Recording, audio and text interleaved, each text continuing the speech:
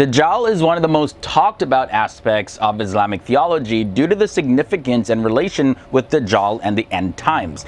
Although Muslims believe that those who are faithful to Allah will be protected, there still are some pretty scary beliefs related to Dajjal. How's it going, guys? Welcome back to FTD Facts. My name is Leroy Kenton, and this is how we do every single episode. We explore the different countries, cultures, religions, and people from all around the world. And in this one, we're continuing our series looking at the religion of Islam, talking about Dajjal. And we got 10 scary beliefs about Dajjal to look at, so let's jump into it, starting at number 10.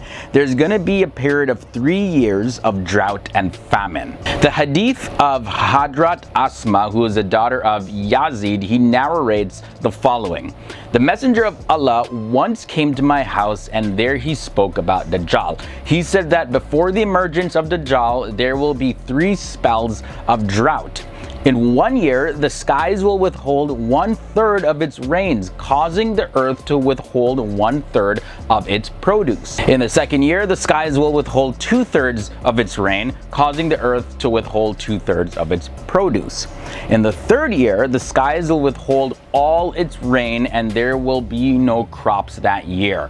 All animals, be they hooved or toothed, will pass away as a result. No animals, nothing. What? That is pretty scary. Now, at number 9, we have Dajjal will do the opposite. So let me break it down for you. Dajjal will talk about the fire, or Jahannam, known as hell, and make it seem like it is the garden, or Jannah, which is known as heaven. And he's going to proclaim justice, but he's going to pursue injustice. He's also going to proclaim peace, but he's going to pursue the complete opposite of peace. Pretty much everything that he proclaims, he is going to do the opposite. But it's said that a lot of people are going to be deceived by these blatant lies. Now let's talk a little bit about the appearance of the Dajjal, like what's Dajjal going to look like. It's believed that Dajjal is going to be blind in one eye. People have always been curious about the appearance of Dajjal, even during the time of the Prophet Muhammad.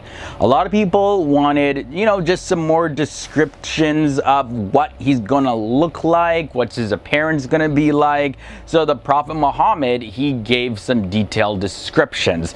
And in one of the hadith, it records that the Prophet Muhammad said that Dajjal would be blind in one eye, and he called him Al-Anwar, which means one with a blind eye. He also said that Dajjal's right eye would look like a floating grape.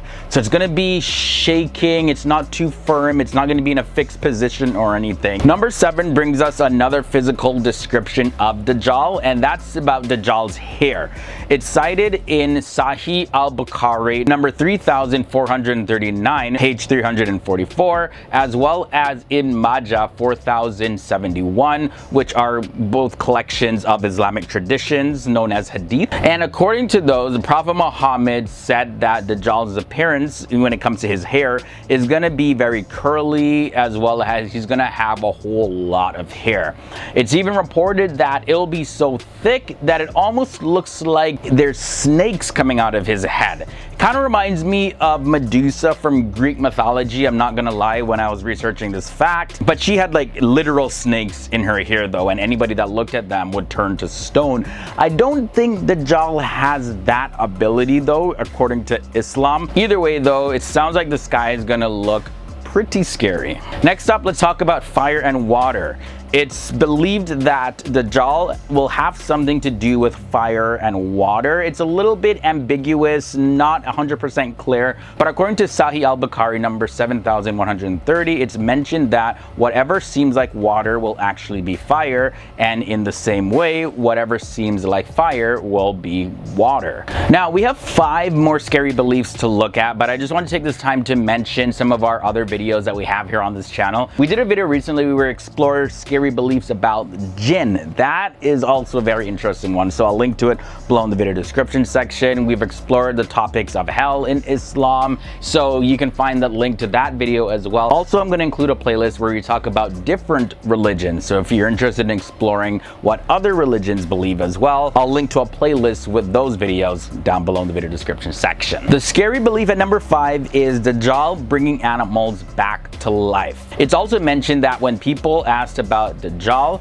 this is what was said to them. Dajjal's gonna say this: if I bring your camel back to life, will you then believe that I'm your Lord? Then the person will say, yes, of course, but the shaitan, also known as jinn, will appear before the person in the form of his camel, for example. So it's going to look like the animal was brought back to life, and they already admitted that, hey, if this person does this, they're going to say that, oh my God, you are my Lord. And that's how Dajjal is going to gain a lot of followers. Number 4, though, this is also very similar, bringing people back from the dead. And this is one of the scariest things about Dajjal, is that he's going to apparently have the power to bring people back to life.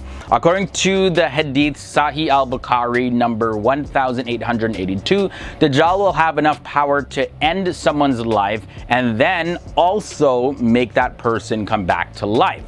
But not exactly though. More accurately, Muslims believe that Dajjal will apparently end somebody's life and then also apparently bring them back to life. What actually is going to happen is that there will be evil jinn that work under the power of Dajjal that take the form of people who have passed away, and then they're going to come back to life, and a lot of people are going to be deceived because of this. There's also the belief of the multiple aspects of Dajjal, and this is according to many Muslim scholars. There's actually not one aspect of Dajjal, not even 2, but there's a total of 3 different aspects of Dajjal.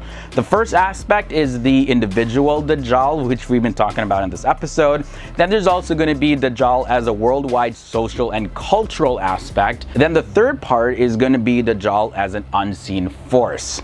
Now, according to scholars, the second and third aspect of Dajjal will be established before the Dajjal individual is going to come on the scene. So it's believed that Dajjal is going to come on the scene when the system that is going to support him is in place all around the world. According to the Hadith Sahih Muslim 809a, that whoever knows the first 10 verses of Surah Al-Kahf will be protected from Dajjal. The belief at number 2 is that there's going to be the greatest testing period in all of humanity. This is known as the biggest fitna in all of history, is linked to the appearance of Dajjal. So this is going to be a time where people are going to go through a lot of testing their faith. They're going to experience a lot of pain, a lot of sadness, a lot of temptation that are going to shake the very core of their being. But like I mentioned in number 3, those who know Surah Al-Kahf, which is the 18th surah of the Quran, they got nothing to worry about. And the final belief about Dajjal that is pretty scary is Jabir ibn Abdullah, who is a companion of the Prophet Muhammad. He said these words. The Prophet Muhammad said, "The Dajjal will appear at the end of time when religion is taken lightly. He will have 40 spiritual days," which according to scholars is 1.25 years in actuality, "in which to travel throughout the earth. One of these days will be like a year, another will be like a month, and a third will be like a week, and the rest will be like normal days. He will be riding a donkey," which scholars interpret to be some sort of jet or another mode of transportation, because it's said that the width between the ears will be 40 cubits. So this is understood to be the distance measured between the wings. Also, Dajjal is described in the Hadith as having many eyes on both sides and being able to travel the world very, very, very quickly.